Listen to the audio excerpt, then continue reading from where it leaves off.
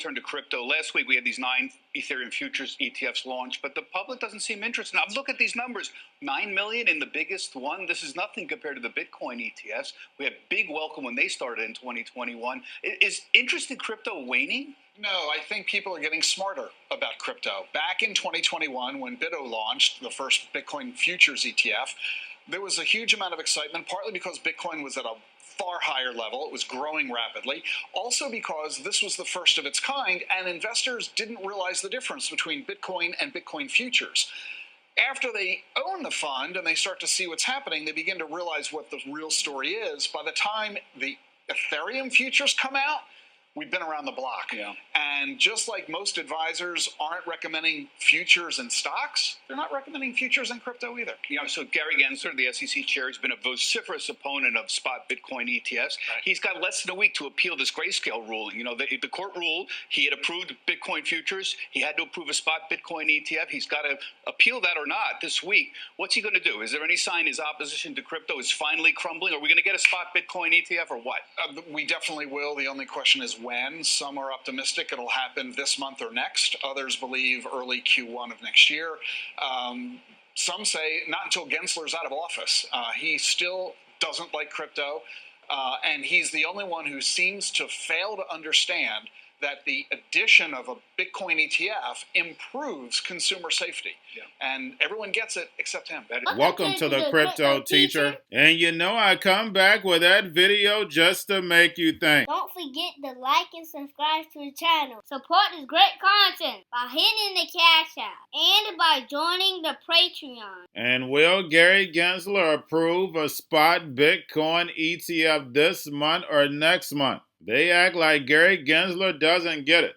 But guys, we've seen so many MIT videos of Gary Gensler speaking about crypto, blockchain, or how powerful it is, and then also speaking of the banking monopoly. Remember, Gary Gensler is there to kick the regulation can down the road. And remember, the Crypto Teacher told you. And we have Tony Dwire telling us that a recession is coming. And guys, we know we're already in a recession. A Great Depression is coming. And don't forget why. We're in a fragmented world. They got to break up all these sectors. And yes, there's going to be a lot of distractions, but you have to keep focused on the fourth industrial revolution, this digital transformation. Also knowing, even though we have inflation here, because the machines are going to be coming in, we're going to be going through hyper-deflation. Remember what Blackstone stated. There's going to be a whole 10 years with no growth. But for right now, just like AI stocks, you only had a handful benefit. The same way when it comes to the drums of beating stocks, only a handful are going to make it. I put that in the Stock Channel Patreon. Make sure you go check it out. I just did a video for the premium members. And we have CNBC speaking of the drums of beating. Will it expand? And we know it will. Remember, they have to have 3 to 5 years in order to move us over to this digital transformation. So there's going to be a lot of chaos. Like I always tell you, get in the lab. Do not be distracted. Get yourself into position to benefit. And we know the main beneficiary of all this chaos is China. Remember, it's the rise of the emerging markets led by China and that digital yuan. And I guarantee you one thing, China is going to come in as the peacemaker. At least that's the illusion that's going to be given. Remember, that's what the United States used to give the illusion of doing. Now it's going to be China coming to the rescue. And remember, the Crypto Teacher told you, because he knows. When it comes to the NWO, it's all planned out. You have a wonderful day. Suggests you can kiss the idea of a new bull market goodbye unless we get a big drop in rates. Canaccord Genuity Chief Market Strategist Tony Dwire joins us now. Tony, you don't think rates are moving higher because the economy is stronger? Mel, I don't. I think it's moving higher. If you pinpoint the peak moment for the S&P 500, it was July 31st when Janet Yellen talked about increasing the size of the Treasury issuance by a third more than expectations to $1 trillion for the quarter following the debt ceiling crisis. So you increase supply, significantly, $1 trillion in a quarter. And at the same time, you've got quantitative tightening, so the Fed's not buying them. You've got Silicon Valley Bank. Post-Silicon Valley Bank means the regional banks and other banks' balance sheets aren't adding to them. And of course, you've got Japan and China supporting their currency. So I really think part of it is a supply and demand imbalance that's really caused all of credit to trade to a significant high. And that is really, to what Tim just said, that's going to be the catalyst to rally this thing. I mean, really rally this thing, which isn't too far away, is when bond yields start to drop and reflect the weaker economy. You're light and tight right now. That's what you're recommending. What does that mean? Yeah, it's annoyingly boring for this long, Mel. It means just to stay in a little extra cash and tight to the benchmark. And the reason for that is I'm bearish economically. All the clients know that. The people that watch this show know for the last year and a half I've been in that camp. I think we're going into a recession. I really am highly convicted of that. The reason I'm not more negative to the market, meaning get the heck out and don't look back, is because so many stocks are already so smoked. You guys talked about PepsiCo and some other names. The airline. Remember when the airlines in the summertime is you had to think the economy was going to boom because the airlines were ripping and everybody was traveling. Right, and then it was the home builders because there was tight supply and they rallied to a new high. Both of those areas failed. And my guess is, to the debate that we're having or the talk you were having before I came on, energy is probably in that next space that's having this incredible move higher. Certainly on the tragic geopolitical events over the weekend is helping that. But ultimately, if you believe the airlines are cheap, the only way they rally is if oil comes down. And if oil comes down, bonds are going to rip. And so our call right now, Mel, as you know, tactically is for an oversold bounce. But until you get that dramatic improvement in credit, and I mean dramatic, I don't think you're going to have that significant sustainable bull market. Look, this makes the U.S. outlook even more difficult. I think the key question, and you've got some really good guests coming up, is this conflict contained or does it bring in other parties? So far, the markets are trading as if it's contained. But if this expands and brings in other parties, then the outlook is for even a weaker global economy, even more inflationary pressures, and the markets are going to be finding it hard to deal with that. Look, there's the idea that's been not 100% confirmed at this point, but a very likely idea that we've already got Iranian involvement with this. So if Israel retaliates against the Iranians, is that what you're talking about by expanding? So you can see a scenario, and again, you have other people who can speak with more authority, a scenario in which Israel retaliates against Iran, Iran gets engaged, Syria and Lebanon start being a much more active front. It's active now, but much more active. And then you've got a significant war going on. And then ask the question, what's going to happen with Ukraine at this point and Russia? What's going to happen with China? So this is why the big question for the markets and for the economy is whether you get escalation. No, that's right. I mean, the other thing to bear in mind, and I think General McCaffrey began making the point on China, China's the largest consumer of Iranian oil at this point. So you do have a scenario where the more that Iran gets pulled into this, the more that China may have to have a reaction with respect to the fact that they've continued to finance the purchase of Iranian oil. The U.S. has historically, outside of a few sectors, been relatively lax on enforcement of sanctions with respect to China, yet probably another reason why people are very reluctant to say definitively the role that Iran is playing here. Going to a different economy, and we're going to be learning more about that as we go, but clearly we're learning that things can be done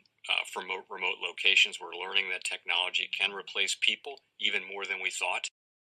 We're not going back to the same economy. We're recovering, but to a different economy, and it'll be one that is more leveraged to technology. And I worry that that is going to make it even more difficult than it was for many workers. In Silicon Valley, and my friends who work in technology know that what we did to the manufacturing workers, we are now going to do to the retail workers, the call center workers, the fast food workers, the truck drivers, and then even bookkeepers, accountants, insurance agents, lawyers, and on through the economy. So what happened to the manufacturing workers is a very clear sign. And so we'll import Chinese-based CBDC technology. So it's going to be CBDC in a box provided to you by the People's Bank of China. But every stock, every bond, every currency, every commodity, every piece of art, every private business, every piece of real estate will eventually be a token on a blockchain, an entry on a ledger, permanent and immutable.